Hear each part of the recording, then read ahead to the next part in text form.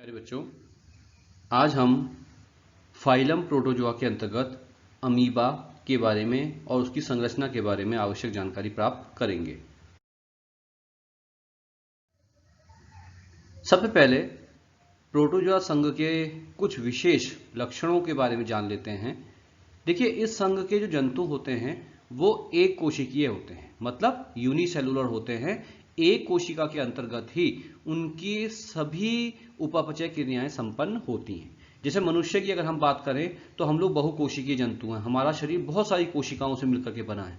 लेकिन प्रोटोजोआ संघ के जो प्राणी होते हैं वो एक कोशिकीय होते हैं, उनमें सिर्फ एक कोशिका होती है और शरीर की सभी क्रियाएं उसी कोशिका के अंदर संपन्न होती हैं। दूसरा, ये सरलतम और यूकैरियोटिक है। ये बहुत ही सिंपल है क्योंकि एक ही कोशिका है, तो स्वाभाविक सी बात है कि इनका जो स्ट्रक्चर है, जो संरचना है, बहुत ही क्या होती है, सिंपल होती है, आसान होती है।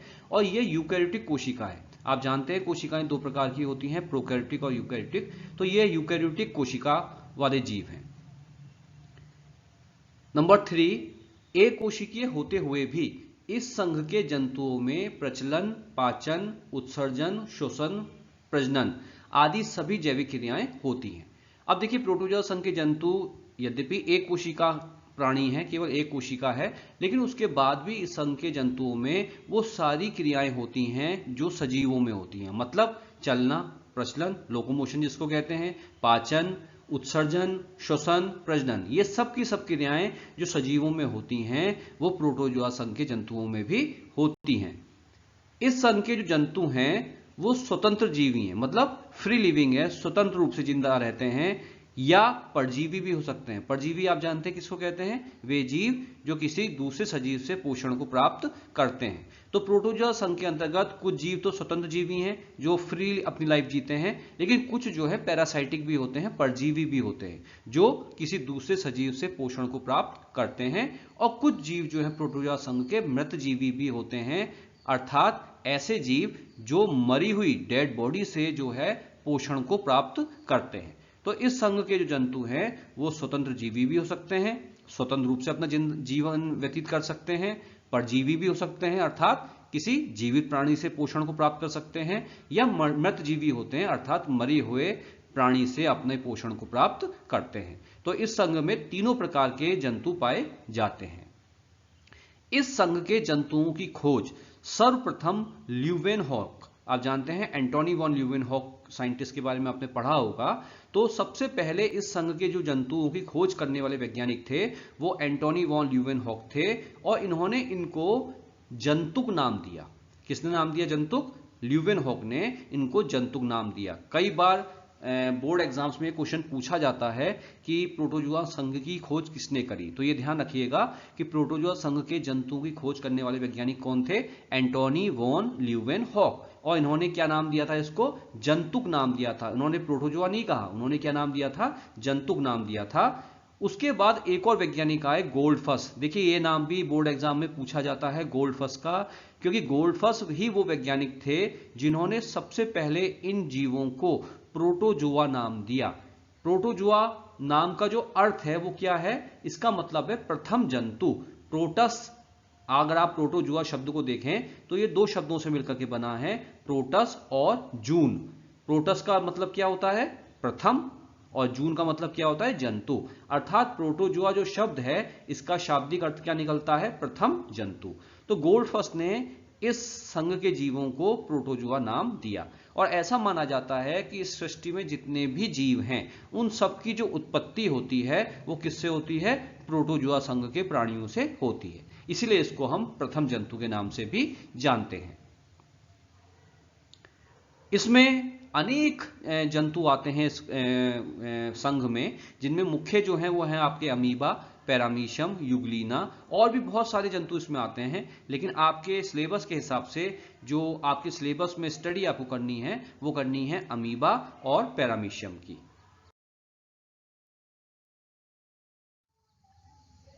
तो शुरू करते हैं। प्रोटोजोआ संघ का सबसे महत्वपूर्ण जीव अमीबा। सबसे पहले हम बात करते हैं अमीबा के वर्गीकरण की, क्लासिफिकेशन की। बोर्ड एग्जाम्स के दृष्टि से अगर आप देखें तो बोर्ड एग्जाम में अक्सर अमीबा का क्लासिफिकेशन और उसका नामांकित चित्र बनाने को आता है। तो क्लासिफिकेशन आप अच्छी तरीके से याद कर लीजिएगा। देखिए इसका संघ, संघ मतलब फाइलम, इसका संघ है प्रोटोजोआ। वर्ग जिसको हम कहते हैं क्लास, वर्ग है इसका क्या, सार्कोडीना। गण जिसको मतलब होता है ऑर्डर, इसका गण है क्या आपका, लोबोसिया। वंश, वंश क्या है इसका, अमीबा।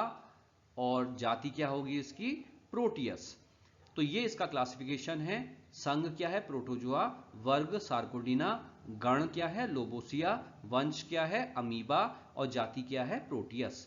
यहां आपने द्विनाम पद्धति के बारे में पढ़ा होगा। आपको पता होना चाहिए कि वंश और जाति को जो हम लिखते हैं, तो अगर हम अंग्रेजी में लिखते हैं तो वंश का पहला अक्षर बड़ा और बाकी सारे अक्षर क्या होते हैं, छोटे होते हैं। और जाति का सबके सब अक्षर क्या होते हैं, अंग्रेजी में लिखने पर छोटे होते हैं। साथ ही साथ वंश और जाति जब हम लिखते हैं किसी भी वनस्पति या जंतु की, तो उसको हम क्या करते हैं, नीचे अंडरलाइन कर देते हैं। तो ये आपको ध्यान देना चाहिए। और ये पद्धति क्या कहलाती है, द्विनाम पद्धति। और इसको देने वाले वैज्ञानिक कौन थे, लीनियस। तो ये ध्यान रखिएगा आप कि जब भी आप क्लासिफिकेशन लिखेंगे तो उसमें वंश और जाति जब लिखेंगे तो एक तो वो अंडरलाइन होगा, और नंबर दूसरा अगर आप अंग्रेजी में लिखते हैं तो वंश का पहला अक्षर बड़ा और बाकी सारे अक्षर क्या होते हैं, छोटे। और जाति के सभी अक्षर क्या होते हैं, छोटे। अगर आप इसे अंडरलाइन नहीं करेंगे तो आपका क्वेश्चन गलत माना जाएगा। और ये जो डायग्राम रिप्रेजेंट किया गया है, ये अमीबा का डायग्राम रिप्रेजेंट किया गया है।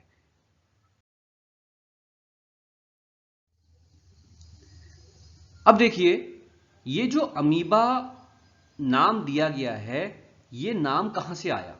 तो ये ध्यान रखिएगा, ये जो अमीबा नाम है ये एक ग्रीक शब्द है, ग्रीक भाषा से लिया गया है, जिसका अर्थ है परिवर्तनीय देवी, अर्थात चेंजिंग गॉडेस। ठीक है ना। तो अगर आप इसका अर्थ समझेंगे तो अमीबा का मतलब होता है चेंजिंग, और जो इसकी जाति है प्रोटियस, उसका मतलब होता है सी। अर्थात इसका जो शाब्दिक अर्थ निकलता है वो लिखा जाता है समुद्र की परिवर्तनीय देवी। एक्चुअली ये जो अमीबा नाम लिया गया है, जैसा मैंने आपसे कहा, ये ग्रीक भाषा में लिया गया है। ग्रीक में एक देवी है, समुद्री देवी, जो ये माना जाता है कि वो अपना आकार क्या करती है, लगातार परिवर्तन करती रहती है। ग्रीस में एक देवी है जिसको समुद्री देवी हम मानते हैं, कहते हैं वहां पे। और ये जो समुद्री देवी होती है, इसकी खासियत ये होती है कि ये अपना आकार जो है लगातार परिवर्तित करती रहती है। तो इसी समुद्री देवी के नाम के आधार पर हमने अमीबा को अमीबा प्रोटियस नाम दिया, क्योंकि आप जानते हैं कि अमीबा भी लगातार अपना आकार क्या करता है, परिवर्तित करता रहता है। तो ये ध्यान रखिएगा, अमीबा प्रोटियस जो नाम है वो किसके आधार पर दिया गया है, ग्रीस की समुद्री देवी के आधार पर दिया गया है। क्योंकि ग्रीस की समुद्री देवी में परिवर्तन करने की क्षमता होती है अपने आकार की, और अमीबा भी अपना आकार लगातार क्या करता है, परिवर्तित करता रहता है। तो आपको इसका अर्थ भी बताना चाहिए, अमीबा मतलब चेंजिंग और प्रोटियस मतलब सी, समुद्र। तो समुद्र की परिवर्तनीय देवी के नाम पर अमीबा का नाम रखा गया है। यहां यह ध्यान रखिएगा कि अमीबा एक मुक्त जीवी जंतु है, जैसा मैंने आपको पहले ही बता दिया। ये एक फ्री फ्लोटिंग एनिमल है, ये एक मुक्त जीवी जंतु है। कई बार ऑब्जेक्टिव सवाल में सवाल पूछा जाता है, तो आपको ये पता होना चाहिए कि ये एक मुक्त जीवी जंतु है।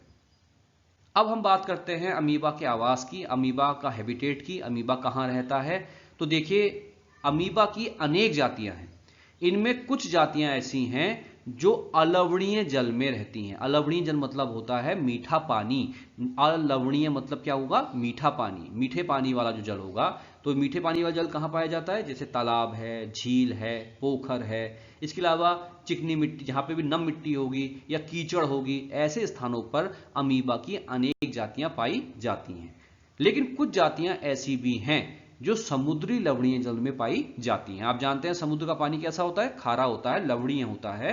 तो अमीबा की जो जातियां होती है सामान्यतः कहां पाई जाती हैं, अलवणीय जल में, मतलब मीठे पानी में। जैसे आप का तालाब है, आपके घर के बाहर कोई पोखर है, कोई झील है, या कहीं पे कीचड़ भी इकट्ठी है, तो उसमें भी अमीबा पाया जा सकता है। लेकिन इसकी कुछ जातियां ऐसी भी हैं जो समुद्री पानी में पाई जाती हैं, मैराइन वाटर में पाई जाती हैं, लवणीय जल में पाई जाती हैं। अब हम अमीबा की संरचना की बात करते हैं। तो देखिए अमीबा का जो परिमाप है, जो शरीर का आकार है, वो लगभग 250 से 600 म्यूट होता है और यह अनियमित आकार का प्राणी है। यह अपना आकार लगातार परिवर्तित करता रहता है। जैसा मैंने आपसे पहले भी कहा कि अमीबा नाम ही जो है ग्रीस की समुद्री देवी के आधार पर रखा गया है, क्योंकि यह अपना आकार जो है लगातार परिवर्तित करता रहता है। इसका कोई भी निश्चित आकार नहीं है। और आप एग्जाम्स में अगर इसका डायग्राम बनाने को आता है तो आप कैसे भी डायग्राम बना दीजिए। मान लीजिए आपने ये डायग्राम बना दिया या आपने मान लीजिए इस प्रकार से डायग्राम बना दिया, तो आप जैसा भी डायग्राम बनाएंगे वो डायग्राम क्या होगा, आपका मान्य होगा, क्योंकि अमीबा का कोई भी निश्चित आकार नहीं है। देखिए, अमीबा को अगर आप देखें तो ये आपको पारदर्शी दिखाई देगा, ट्रांसपेरेंट दिखाई देगा। इसका कोई भी रंग नहीं है, ये कलरलेस होता है ना। क्यों? क्योंकि इसका जो जीव द्रव्य, जो इसके अंदर मटेरियल होता है तरल, वो कैसा है, कलरलेस है और पारदर्शी है। तो ये अगर आप इसे माइक्रोस्कोप में देखेंगे, अध्ययन करेंगे, क्योंकि इसका परिमाप बहुत कम है, तो स्वाभाविक सी बात है कि इसे हम नंगी आंखों से नहीं देख सकते। इसको देखने के लिए हमें माइक्रोस्कोप की आवश्यकता पड़ती है। तो जब आप माइक्रोस्कोप से इसका अध्ययन करेंगे तो आप ये पाएंगे कि ये रंगहीन है, इसका कोई कलर नहीं है और ये ट्रांसपेरेंट है, पारदर्शी है। जैसे पानी पारदर्शी होता है, उसी प्रकार से ये पारदर्शी है। और इसके शरीर पर अनेक उंगलीनुमा उभार बनेंगे और गायब होते रहेंगे। अगर आप इसको देखेंगे तो आप देखिए इसके शरीर पर इस प्रकार से कई उंगलीनुमा उभार आपको दिखाई दे रहे हैं। तो ये जो उभार हैं ये बनेंगे और ये बिगड़ते रहेंगे, और इन उभारों को, इन उंगलीनुमा उभारों को हम नाम देते हैं कूटपाद। इस कूटपाद के बारे में अभी हम आगे डिस्कस करेंगे, लेकिन फिलहाल इतना समझ लीजिए कि एक ट्रांसपेरेंट प्राणी है ये, जिसका कोई रंग नहीं है। माइक्रोस्कोप से ही आप इसको देख सकते हैं, नंगी आंखों से इसको नहीं देख पाएंगे। और इसके शरीर पे जो अनेक उंगलीनुमा उभार आपको दिखाई दे रहे हैं, ये क्या है, ये कूटपाद है।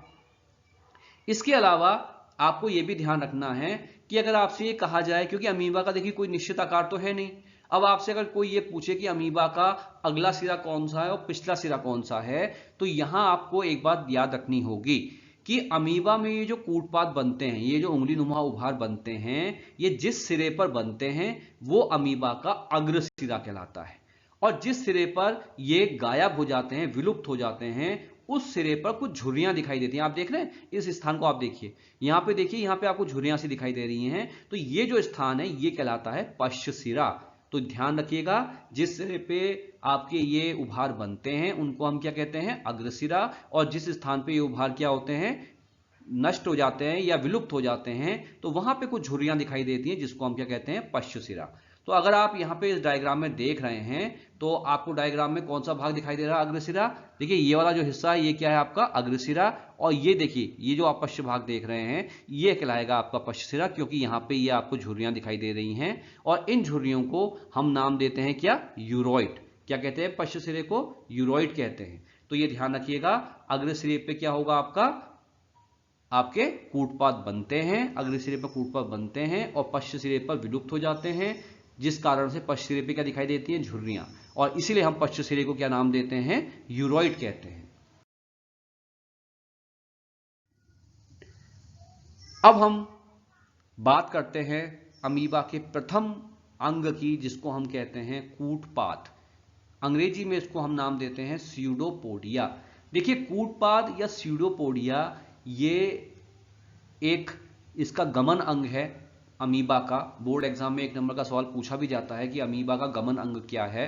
तो ये ध्यान रखिएगा कि अमीबा का जो चलने के लिए अंग यूज होता है, जैसे हम पैरों से चलते हैं, उसी प्रकार से अमीबा का अगर गमन अंग आपसे पूछा जाए तो अमीबा का गमन अंग क्या है, कूटपाद, स्यूडोपोडिया। और अगर आप इसका अर्थ देखें, स्यूडोपोडिया जो शब्द है, तो इसमें जो स्यूडो है, स्यूडो का मतलब होता है फॉल्स, और फॉल्स माने क्या होता है, झूठा, गलत। और पोडिया मतलब होता है क्या, फूट, फूट मतलब पैर। तो अगर आप कूटपाद या स्यूडोपोडिया का शाब्दिक अर्थ निकालेंगे तो क्या मतलब निकलता है, फॉल्स फूट, इसका मतलब झूठे पैर। और नाम हिंदी में भी अगर आप देखिए, कूट मतलब क्या होता है, झूठा, और पाद मतलब क्या होता है, पैर। तो इसका मतलब जो कूटपाद है इसका शाब्दिक अर्थ क्या निकलता है, झूठे पैर। अर्थात क्योंकि ये अमीबा के वास्तव में पैर नहीं है, ये क्या है, केवल बनते हैं और बिगड़ते हैं, एक मूवमेंट के काम आते हैं, इसलिए हम इसका लोकोमोटरी या गमन अंग कहते हैं। लेकिन वास्तव में ये क्या है, कूटपाद है, स्यूडोपोडिया है, झूठे पैर हैं। ये जो अमीबा के गमन अंग है, जैसा मैंने अभी आपको बताया, कि अमीबा में जो मूवमेंट होता है वो इन कूटपादों के द्वारा होता है, जिसको हम मिथ्या पैर या फॉल्स फूट के नाम से भी जानते हैं। ये जो सिरे हैं, इन सिरों की कुछ खासियत भी हैं, विशेषताएं भी हैं, आप इसको समझिएगा। ये सिरों पर गोल उंगली नुमा उभारों के रूप में प्रकट होते हैं और बाद में विलुप्त हो जाते हैं। मतलब जैसा मैंने अभी आपको बताया, अग्र सिरे पे ये गोल उंगली नुमा उभारों के रूप में प्रकट होते हैं और पश्च सिरे पे क्या हो जाते हैं, विलुप्त हो जाते हैं। चूंकि ये सिरों पर गोल है, ये जो है सिरों पर क्या है, गोल है। अगर आप अमीबा के डायग्राम को देख रहे हैं तो आप ये देखेंगे, देखिए ये जो सिरे हैं ये सिरों पे क्या है, ये गोल है। और चूंकि ये सिरों पर गोल होते हैं इसलिए हम इनको एक नाम देते हैं, हम इन्हें कहते हैं लोबोपोडिया। लोबोपोडिया कहने का कारण क्या है, क्योंकि ये सिरों पर कैसे होते हैं, गोल होते हैं। एग्जाम्स में 1 नंबर का सवाल ये भी पूछा जाता है, तो ये ध्यान रखिएगा कि जो आपके कूटपाद होते हैं उनका एक कैरेक्टर क्या है, लोबोपोडिया, क्योंकि ये सिरों से क्या है, गोल है। इसके अलावा ध्यान रखिएगा कि एक समय में अनेक कूटपाद प्रकट होते हैं, इसीलिए अमीबा को बहुपादीय पोलीपोडिया भी कहते हैं। अगर आप इस डायग्राम में देखें, आप इस डायग्राम में देखेंगे तो आप ये पाएंगे कि यहाँ पे आपको बहुत सारे कूटपाद दिखाई दे रहे हैं। देखिए 1 2 3 4 5 6, तो एक समय में अमीबा में इस प्रकार के बहुत सारे कूटपाद दिखाई देते हैं, इसलिए हम अमीबा को क्या नाम देते हैं, हम कहते हैं बहुपादीय। और अंग्रेजी में क्या होता है इसका मतलब, पॉलीपोडिया। तो ये भी 1 नंबर के सवाल में कभी कभी आता है कि अमीबा एक बहुपादीय जंतु है, तो ये आंसर क्या होगा, ठीक होगा, क्योंकि इसमें एक समय में बहुत सारे कूटपाद दिखाई देते हैं। तो कूटपाद के बारे में 3-4 पॉइंट्स आपको ध्यान रखना है। एक तो ये मिथ्या पैर हैं, ये लोबोपोडिया है क्योंकि ये सिरे पे क्या होते हैं, गोल होते हैं, और ये बहुपादीय होता है अमीबा क्योंकि एक बार में बहुत सारे कूटपाद आपके बनते हैं। एक और बहुत इंपॉर्टेंट बात आपको ध्यान रखनी है कि प्रत्येक कूटपाद के अंदर टोपी जैसी संरचना को हाईलाइन कहते हैं। आप यहां डायग्राम में अगर देख रहे हैं तो आप डायग्राम में भी देखेंगे कि यहां पे ये लिखा है, देखिए हाईलाइन है ना। तो ये जो कूटपाद है इसके अंदर ये जो संरचना है आपकी, ये कहलाती है आपकी क्या, हाईलाइन। तो ये आपको पता होना चाहिए कि कूटपाद के अंदर जो टोपी जैसी संरचना होती है उसको हाईलाइन कहते हैं, और ये एक्टोप्लाज्म की बनी होती है। एक्टोप्लाज्म क्या है, अभी हम इस बारे में डिस्कस आगे करेंगे। तो फिलहाल आप इतना समझ लीजिए कि जो ये आपका कूटपाद है इसके अंदर जो ये टोपी जैसी संरचना आपको दिखाई दे रही है इसको हम क्या नाम देते हैं, हाईलाइन, या आप हाईलाइन टोपी के नाम से भी इसको जान सकते हैं।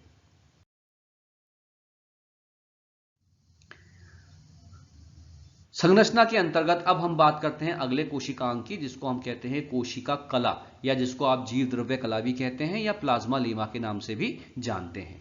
देखिए अमीबा एक या दो म्यू मोटी कोमल झिल्ली द्वारा घिरा होता है, जिसे हम क्या कहते हैं, कोशिका कला। अगर आप इस डायग्राम में देखें तो ये जो अमीबा है इसके बाहर जो ये आपको झिल्ली दिखाई दे रही है, ये बाहर ये कितनी मोटी है, लगभग 1 या 2 म्यू मोटी है, और इसी कोमल झिल्ली को हम नाम देते हैं क्या, कोशिका कला या प्लाज्मा लेमा। ये जो कोशिका है, कोशिका की झिल्ली है, ये वर्णात्मक पारगम्य होती है। अंग्रेजी में इसको कहते हैं सेलेक्टिव परमिएबल, अर्थात इस झिल्ली के माध्यम से जल और जल में घुले हुए कुछ विशेष कण जो है अमीबा के शरीर के अंदर आ सकते हैं। वर्णात्मक मतलब होता है सेलेक्टिव। क्या होता है, सेलेक्टिव, SELECTIVE, सेलेक्टिव मतलब चुने हुए। सेलेक्टिव मतलब क्या होता है, चुने हुए। तो ये ध्यान रखिएगा कि अमीबा की जो झिल्ली है कोशिका कला, इससे पानी के द्वारा, पानी के साथ कुछ चुने हुए पदार्थ के कण अमीबा के शरीर के अंदर प्रवेश कर सकते हैं। तो इसलिए ये झिल्ली क्या है आपकी, सेलेक्टिव परमिएबल है, वर्णात्मक पारगम्य है। तो ये आपको पता होना चाहिए, ठीक है। इसके बाद जो दूसरा पॉइंट है क्या है, इसमें पुनर्जनन की क्षमता पाई जाती है। ये जो आपकी लेयर है इसमें पुनर्जनन की क्षमता पाई जाती है। इसका मतलब क्या है कि अगर इसमें कोई छोटी मोटी टूट फूट हो जाए, इस झिल्ली में कोई छोटी मोटी टूट फूट हो जाए तो वो रीजनरेट होती है। जैसे आपने देखा होगा छिपकली की पूंछ अगर कट जाए तो वो दोबारा से पैदा हो जाती है, तो उसी प्रकार से अगर इस झिल्ली में कहीं पे कोई टूट फूट हो जाती है तो वो दोबारा से क्या हो जाती है, विकसित हो जाती है। इसलिए हम कहते हैं कि इस झिल्ली में पुनर्जनन की क्षमता पाई जाती है, रीजनरेशन की क्षमता पाई जाती है। इस झिल्ली पर अनेक माइक्रोविली होते हैं, कई सूक्ष्म अंकुर होते हैं जो म्यूकोप्रोटीन के बने होते हैं। तो म्यूकोप्रोटीन के बने अनेक सूक्ष्म अंकुर इस लेयर में पाए जाते हैं, और इसका उपयोग क्या है, इसी के माध्यम से जंतु धरातल पर चिपक सकता है। आप बात समझ रहे हैं। अमीबा की ये जो झिल्ली है, इस झिल्ली पे म्यूकोर प्रोटीन के बने अनेक छोटे छोटे उभार या सूक्ष्म अंकुर होते हैं, जिसके माध्यम से ये अमीबा जो है किसी धरातल पर, पत्थर पर, किसी पर क्या हो सकता है, चिपक सकता है। और अंत में एक और महत्वपूर्ण बात जो इस झिल्ली की है, देखिए ये झिल्ली लचीली है। ये कैसी है, प्लास्टिक रूपी है, प्लास्टिसिटी है इसमें, ये लचीली है, कहीं पे भी ये नहीं है कि टूट जाए, ये फ्लेक्सिबल है, ठीक है ना। ये लचीली झिल्ली होती है और ये पिनोसाइटोसिस द्वारा विभिन्न खाद्य पदार्थों को अंतर ग्रहण करती है। अभी पिनोसाइटोसिस के बारे में भी हम आगे पढ़ेंगे। फिलहाल आप इतना समझ लीजिए कि पिनोसाइटोसिस का मतलब ये होता है बाहर वातावरण से, बाहरी वातावरण से पदार्थ जब शरीर के अंदर प्रवेश कर जाता है तो उस प्रक्रिया को हम कहते हैं पिनोसाइटोसिस। तो फिलहाल आप इतना समझ लीजिए कि ये जो झिल्ली है ये पिनोसाइटोसिस के द्वारा विभिन्न खाद्य पदार्थों को शरीर के अंदर लेने का काम करती है। तो ये कुछ विशेष लक्षण हैं किसके, कोशिका कला के, प्लाज्मा लेमा के।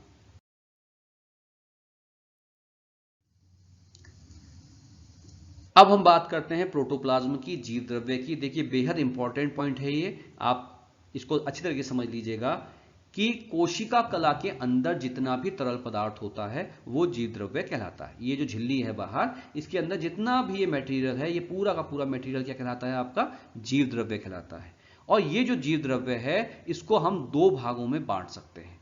सबसे बाहर की ओर जो कोशिका कला से लगा हुआ द्रव्य है, ये जो बाहर की ओर देख रहे हैं आप, जिसको मैं मार्कर से आपको दिखा रहा हूं, ये बाहर की ओर जो द्रव्य है इसको हम क्या कहते हैं, एक्टोप्लाज्म। और जो अंदर का जो द्रव्य है इसको क्या कहते हैं हम, एंडोप्लाज्म। तो जीव द्रव्य में जैसा मैंने अभी आपको बताया, जीव द्रव्य कितने प्रकार का है, दो भागों में हमने बांट रखा है। ये जो बाहर का हिस्सा है, ये वाला जो बाहर का लेयर है आपकी, जो मैं आपको दिखा रहा हूं, ये जो बाहर की लेयर है इसको क्या कहेंगे हम, एक्टोप्लाज्म। ये आप देख रहे हैं, ये एक्टोप्लाज्म है। और जो अंदर का हिस्सा, ये जो अंदर का जो द्रव्य है, इसको हम नाम देते हैं क्या, एंडोप्लाज्म। तो ये आपको पता होना चाहिए कि जो आपका जीव द्रव्य है वो कितने भागों में बटा है, दो भागों में बटा है। बाहर का जो झिल्ली से लगा हुआ है उसको क्या कहेंगे हम, एक्टोप्लाज्म, ये जो आपका एक्टोप्लाज्म। और जो अंदर की ओर है ये वाला, इसको क्या कहेंगे हम, एंडोप्लाज्म। अब हम बात करते हैं एक्टोप्लाज्म की। देखिए ये जो आपका एक्टोप्लाज्म है, ये कला के तुरंत बाद पाया जाने वाला पतला, स्वच्छ, पारदर्शी और गाढ़ा तरल पदार्थ है। इसका बाहरी भाग पारदर्शी और कणिका रहित काचाप लेयर बनाता है, जो कूटपाद में हाइलाइन टोपी बनाता है, जबकि इसका भीतरी भाग जो है चिपचिपा व कणिकामय होता है। अब देखिए बहुत इंपॉर्टेंट चीज है जो मैं आपको समझाने का प्रयास कर रहा हूं। ये जो एक्टोप्लाज्म है, ये जो एक्टोप्लाज्म है, इस एक्टोप्लाज्म को भी हम दो भागों में पढ़ते हैं। जैसे मान लीजिए, ये आपको समझाने के लिए मैं दिखा रहा हूं, मान लीजिए ये आपका अमीबा है, ठीक है। तो जैसा मैंने आपसे कहा कि ये बाहर का जो द्रव है, जो ये वाला जो द्रव है आपका, ये क्या है, बाहर का द्रव आपका एक्टोप्लाज्म है, ठीक है, ये एक्टोप्लाज्म है। तो ये एक्टोप्लाज्म के भी दो भाग होंगे, इस एक्टोप्लाज्म के भी क्या होंगे, दो भाग होंगे। जो बाहरी भाग है, जो बाहर का भाग है, वो कैसा है, पारदर्शी है और कणिका रहित है। ये ध्यान रखिएगा, बाहर का भाग जो है कैसा है, पारदर्शी है और कणिका रहित है। और वो क्या बनाता है आपका, हाइलाइन लेयर। जैसा मैंने आपसे कहा था कि कूटपाद के अंदर क्या बनती है, हाइलाइन टोपी बनती है। तो ये हाइलाइन टोपी किससे बन रही है, एक्टोप्लाज्म के जो बाहरी द्रव है, जो कणिका रहित होता है, जिसमें किसी भी प्रकार की कोई कणिकाएं नहीं पाई जाती। और एक्टोप्लाज्म के ही अंदर का जो भाग है, जो अंदर का हिस्सा है, वो कैसा होता है, उसमें कणिकाएं क्या होती हैं, पाई जाती हैं। तो आपकी बात समझ में आ गई कि एक्टोप्लाज्म के भी दो भाग हैं। जो बाहर का एक्टोप्लाज्म होगा वो कैसा होगा, उसमें कणिकाएं नहीं पाई जाएंगी। जो एक्टोप्लाज्म के बाहर का भाग होगा उसमें कणिकाएं नहीं पाई जाएंगी और वो क्या बनाएगा, हाइलाइन टोपी बनाएगा। और एक्टोप्लाज्म के जो अंदर का एक्टोप्लाज्म है, अंदर वाला जो एक्टोप्लाज्म है, वो कैसा होता है, कणिकामय होता है और कैसा होता है, चिपचिपा होता है। ठीक, तो ये बात आपकी समझ में आ गई होगी। अब हम बात करते हैं एंडोप्लाज्म की।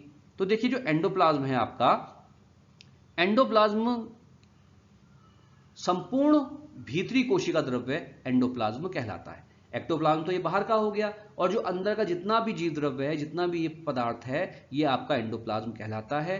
और ये जो एंडोप्लाज्म होता है ये ग्रेन्युलर है, कणिकामय है और अर्ध पारदर्शी है। पूरी तरीके से ट्रांसपेरेंट भी नहीं है, अर्ध पारदर्शी है और काफी पतला होता है। अब आप देखिए यहाँ पे, आप समझ रहे हैं, बाहर का जो आपका एक्टोप्लाज्म था वो कैसा था, गाढ़ा था, ठीक है, और जो अंदर का एंडोप्लाज्म है ये कैसा है, पतला है। ये बात भी आपको ध्यान देनी है कि एंडोप्लाज्म कैसा होता है, पतला होता है, और एक्टोप्लाज्म कैसा होता है, गाढ़ा होता है, ठीक है। एंडोप्लाज्म जो है ये अर्धपारदर्शी है, कणिकामय है। मास्ट एक वैज्ञानिक थे जिन्होंने एंडोप्लाज्म को ये कहा कि इसमें दो कोलॉइडल अवस्थाएं होती हैं। एंडोप्लाज्म में दो कोलॉइडल अवस्था होती हैं, प्लाज्मा जेल और प्लाज्मा सॉल।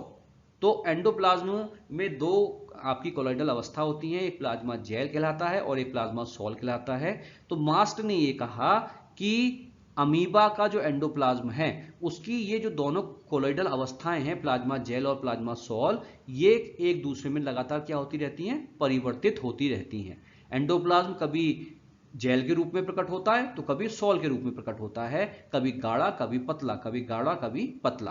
तो ये बात ध्यान रखनी है कि मास्ट ने क्या कहा कि एंडोप्लाज्म की दो कोलॉइडल अवस्था होती है, एक प्लाज्मा जेल और एक प्लाज्मा सॉल, और ये अवस्थाएं लगातार एक दूसरे में क्या होती हैं, परिवर्तित होती रहती हैं। अब हम बात करते हैं अमीबा के अंदर पाए जाने वाले केंद्रक की।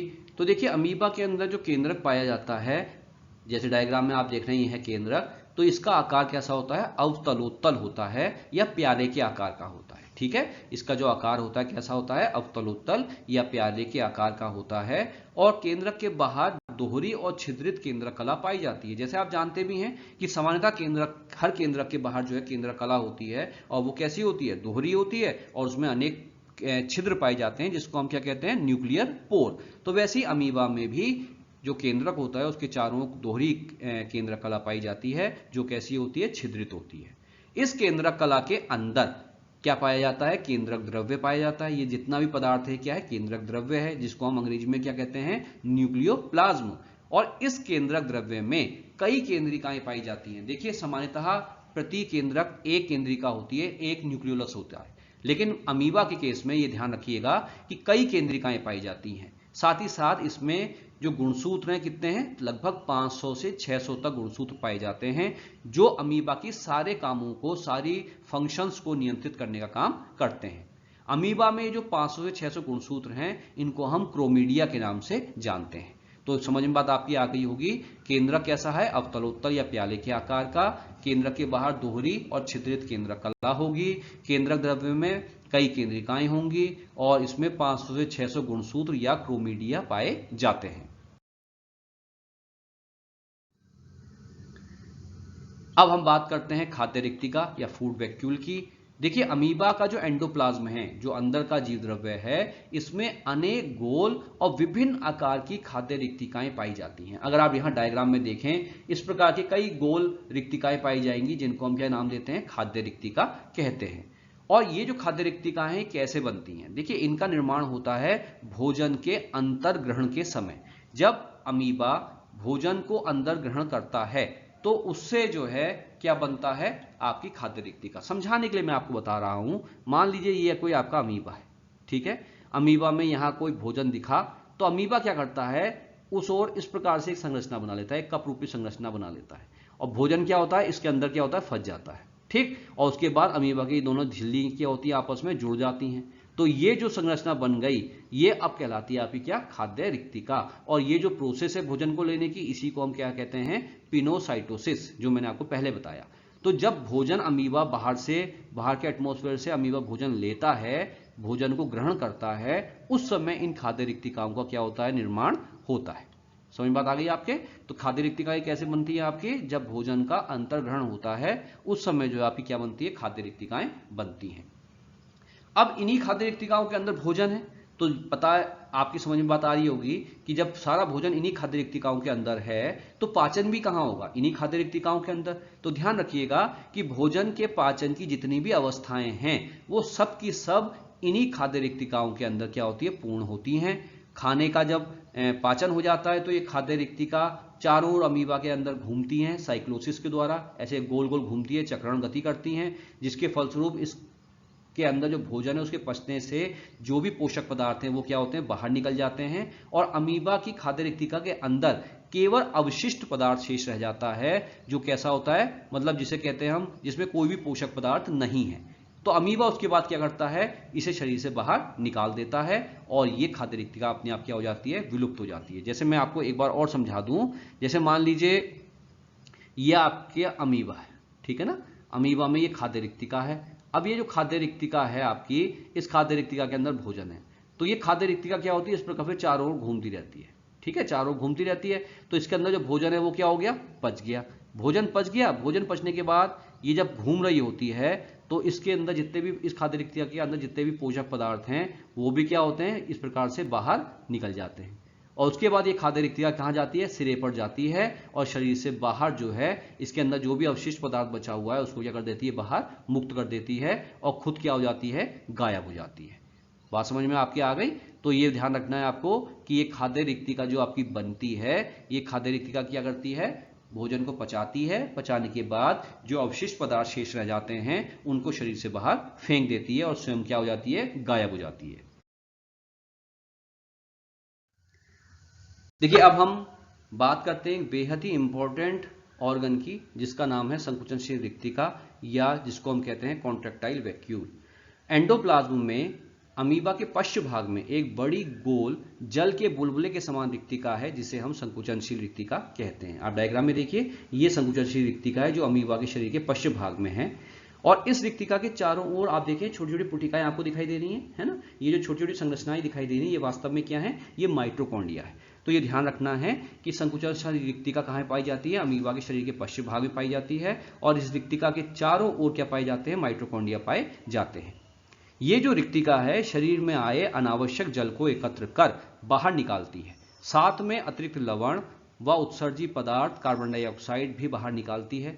इसमें सिस्टोल और डायस्टोल होता है और इस क्रिया को हम क्या कहते हैं, परासरण नियमन कहते हैं। अब देखिए आप समझिएगा इसको, ये जो अमीबा है ये कहाँ है, पानी के अंदर है, पानी में है। तो स्वाभाविक सी बात है कि चारों ओर से इसके शरीर के अंदर क्या होता है, पानी प्रवेश करता है।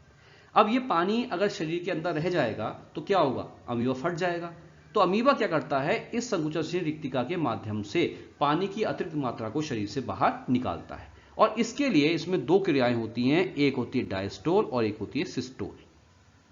मान लीजिए ये संकुचनशील रिक्तिका है, इसमें डायस्टोल हुआ, जिसकी वजह से क्या हो गई, ये फैल के क्या हो गई, प्रसारित हो गई, बड़ी हो गई, जिस कारण से अमीबा के शरीर के अंदर जो भी अतिरिक्त पानी है वो इस रिक्तिका के अंदर क्या होता है, भर जाता है। अंदर क्या होता है, पानी भर जाता है, जो भी एक्स्ट्रा पानी है वो इस रिक्तिका के अंदर क्या हुआ, भर गया। और इस पानी के साथ साथ अमीबा के शरीर में जो भी अतिरिक्त लवण हैं, जो उत्सर्जी पदार्थ हैं, जो कार्बन डाइऑक्साइड गैस है, वो भी इस पानी में घुल करके इस संकुचनशील रिक्तिका के अंदर क्या होती है, आ जाती है। ठीक हो गया।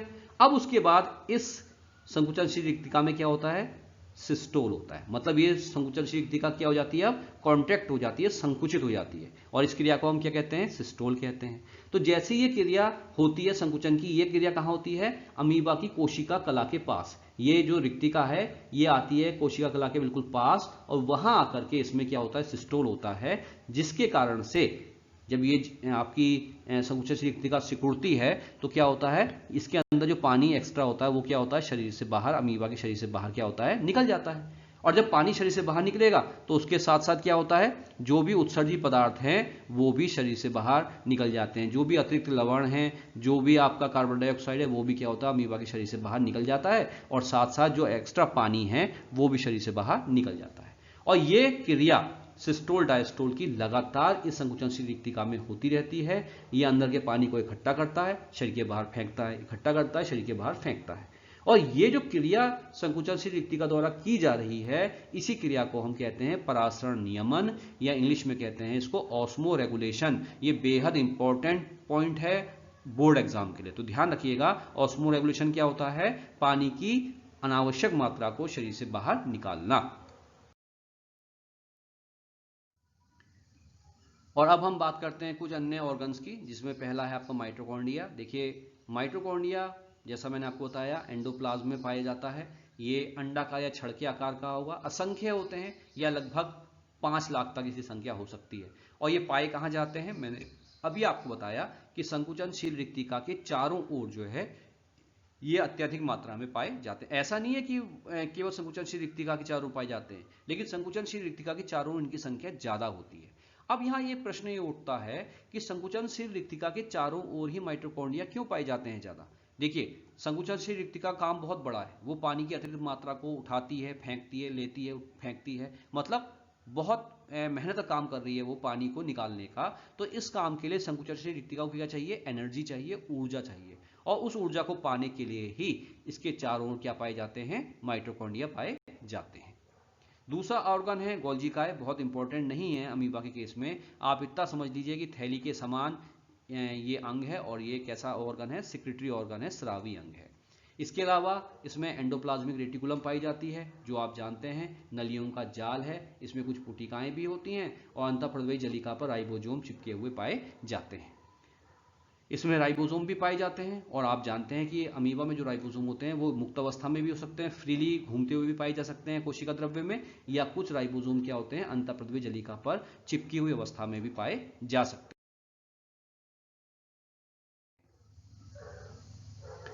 नेक्स्ट है लाइसोसोम। अमीबा में लाइसोसोम भी पाया जाता है, और लाइसोसोम क्या है, ये पाचक रस से भरी हुई थैली है, और यही थैली जो है खाद्य रिक्तिका से जुड़ करके खाद्य रिक्तिका में जो भोजन आता है उसको पचाने का काम करती है। आपको मैंने बताया था कि खाद्य रिक्तिका कैसे बनती है, जब बाहर से भोजन अंदर आता है तो वो खाद्य रिक्तिका के अंदर क्या होता है, भर जाता है। अब इस खाद्य रिक्तिका के अंदर ही भोजन का पाचन होना है, और किसके द्वारा होता है, लाइसोसोम के द्वारा होता है। लाइसोसोम इन खाद्य रिक्तिकाओं से जुड़ जाता है और इसके अंदर भोजन का पाचन करता है, क्योंकि लाइसोसोम के अंदर क्या पाए जाते हैं, पाचक रस। और एक और इंपॉर्टेंट चीज है जिसे हम कहते हैं द्विसूची स्तंभ क्रिस्टल, ये अमीबा की विशेषता मानी जाती है। देखिए, एंडोप्लाज्म में अनेक द्विसूची स्तंभ क्रिस्टल पाए जाते हैं, जो वास्तव में क्या हैं, उत्सर्जी पदार्थ हैं। ये बायूरेट या ट्रायूरेट्स हो सकते हैं, और ऐसा माना जाता है कि ये अमीबा की क्या है, स्पेशलिटी है, विशेषता है। तो अमीबा के शरीर के अंदर कई उत्सर्जी पदार्थ बायूरेट्स और ट्रायूरेट्स के रूप में होते हैं, जिसको हम क्या कहते हैं, द्विसूची स्तंभ क्रिस्टल। तो इस वीडियो के माध्यम से मैंने आपको अमीबा, उसकी संरचना, उसका क्लासिफिकेशन के बारे में बताया। अगर आपको ये वीडियो पसंद आया तो इसे लाइक कीजिए, इस चैनल को सब्सक्राइब कीजिए, ताकि आगे भी आप एग्रीकल्चर जूलॉजी से रिलेटेड वीडियोस को देख सकें। धन्यवाद।